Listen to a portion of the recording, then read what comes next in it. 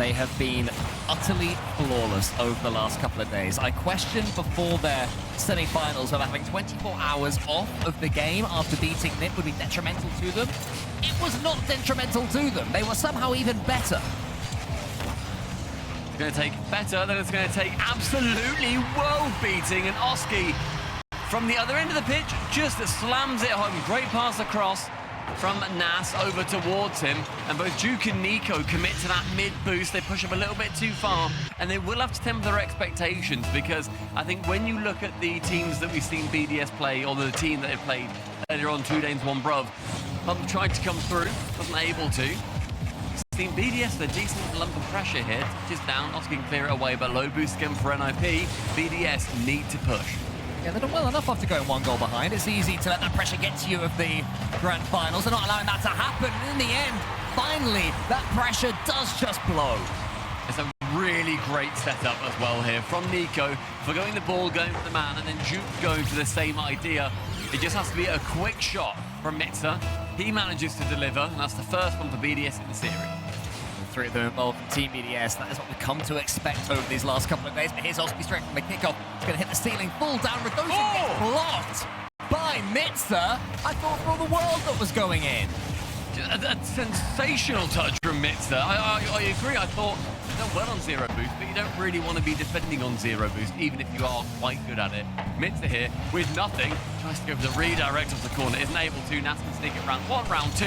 On target. And it's just about a goal. You've pre-jumped that one in the cast there, Stumpy. You assumed that Nas could put away an open net. And do you know what? You were just about right. The ball was going away from him. The angle was trickier than it could have been, perhaps. But after all that good work.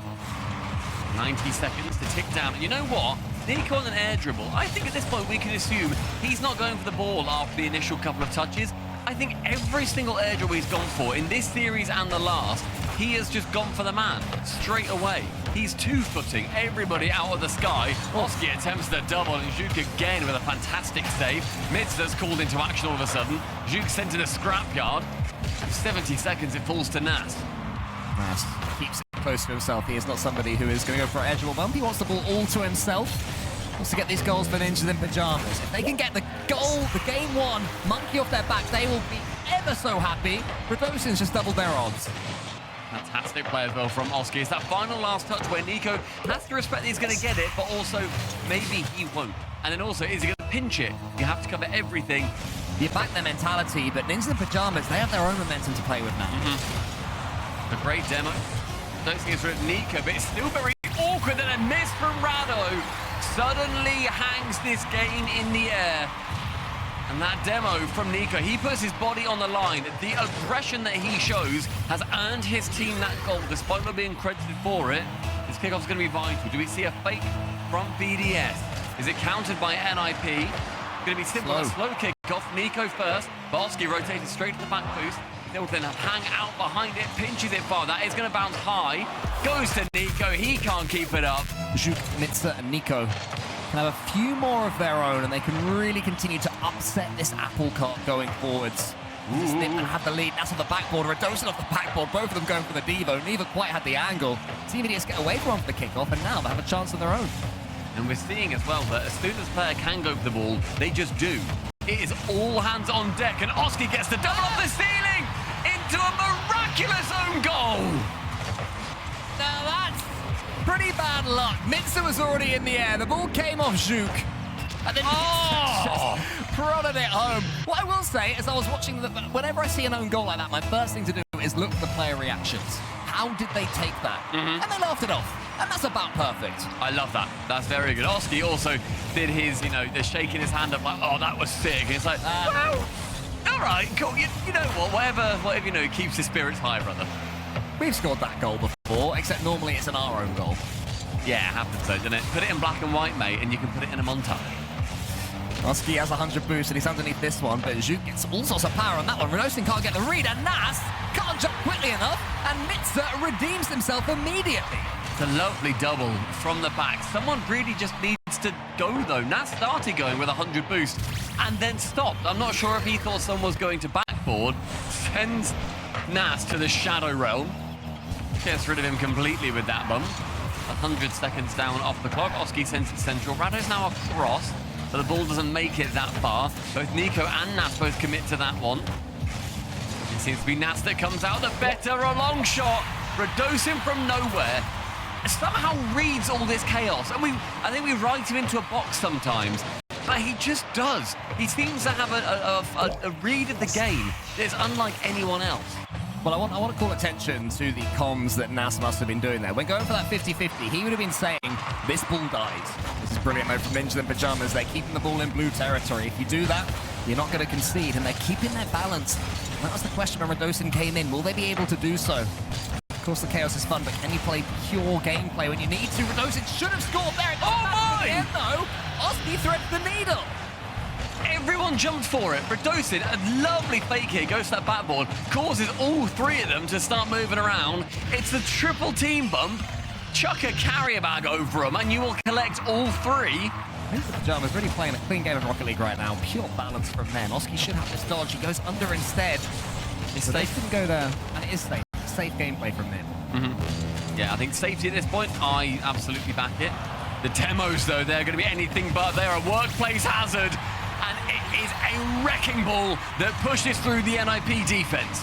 Well played, Mitza, and Juke gets him through, but look at this, staying low, the classic low 50. It skimmed Oski's wheels as it went in. To be fair to Oski, he put in a good effort to get something on that. I think we're in a bit of a neutral period of gameplay right now, Stumpy. Yeah, a little bit of a stalemate by the feeling of things. That was a double commit as well from the BDS side. That could have easily team pinched in. I think if we try that, that does team pinch it. So these guys had a little bit more wherewithal. That's to the ceiling. He is dangerous up here. The Assassin has got one reset. It's on target to Radosin. The Assassin meets the Butcher. Oh, that ceiling to flip reset is very much in the meta right now. We have seen that countless times in this last chance qualifier, looking the more likely to take game 3. With only a minute left, BDS yet again find themselves in this position. They just need something, and they're being dunked and 50 into oblivion on every opportunity. They're being given no space at all. Juke does tap it on, a side flip from Oski.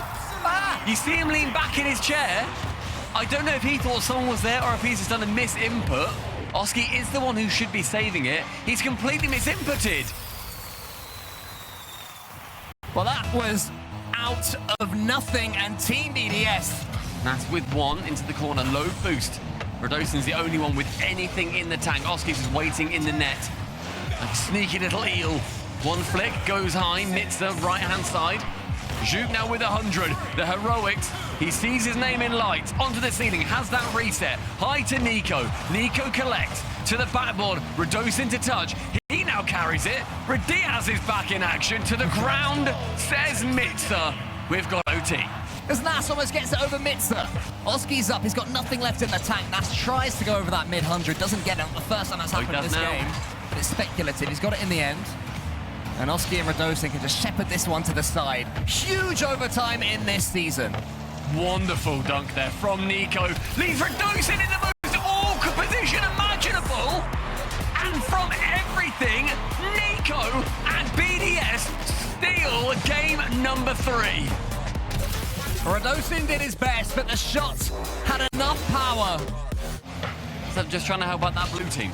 Yeah, Rallo, my guy, you're driving in the wrong direction. Don't drive towards your teammates when they've got the ball. That's never ideal. Oski goes for a musty flick, nice effort. Radosin there is hoping that Mitza will get the miss, was gambling on it. It didn't happen. So Radosin can get a much cleaner rotation out. Team BDS survived a little bit of Ninjas and Pyjamas pressure dunk. Here. As I say that, a monstrous dunk comes in. And it was making itself look as big as possible. Mitza, low boost. Nas then uses everything and then ends up actually above the ball. Perfect angle. If he goes straight into that with his nose, he then forces it straight into the ground. It was the perfect angle to come in at. Made the BDS keeper's life as hard as they could have been. For a minute there, I'm looking at the wrong game. And I just see explosions all over the pitch. 80 seconds. NIP still with a very shaky lead. Yeah, Oski's looking good, though. I was worried that he was going to wither away, but it's not seemed to be the case. Oh my God!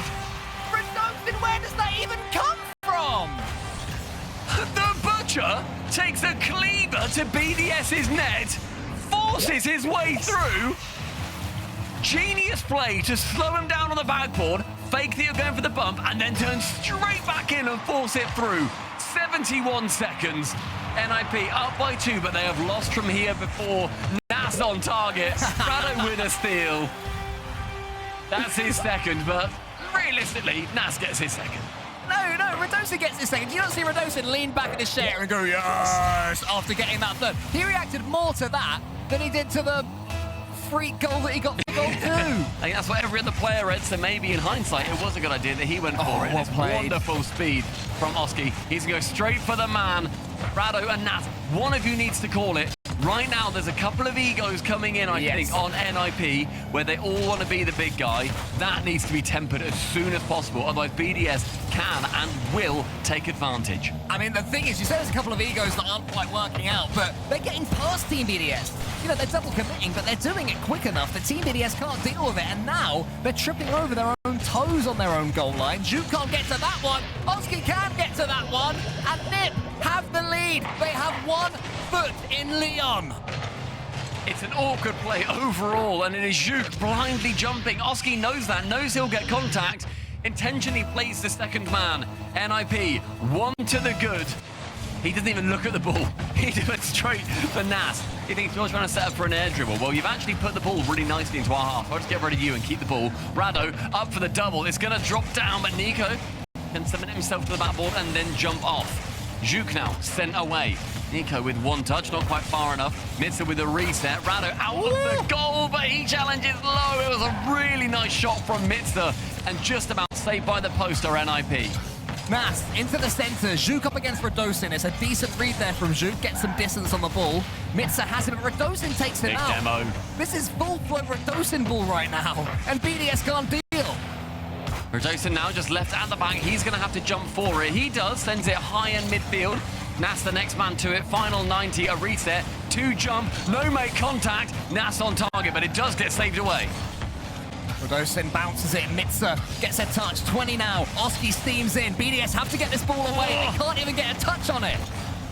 Radosin is keeping this pressure nice and high. Juke from the back cannot get it past the butcher. Mitsa, final chance of the game. The last touches, but he's low on boost. He can't get anywhere. Nas gets it round the side of him. Nico from the back. Can he channel Diaz, the man who couldn't do it from North America? Over the top of Radosin is not possible. The double tap is not possible. And yet, Worlds for Ninjas in Pyjamas is welcome to Leon.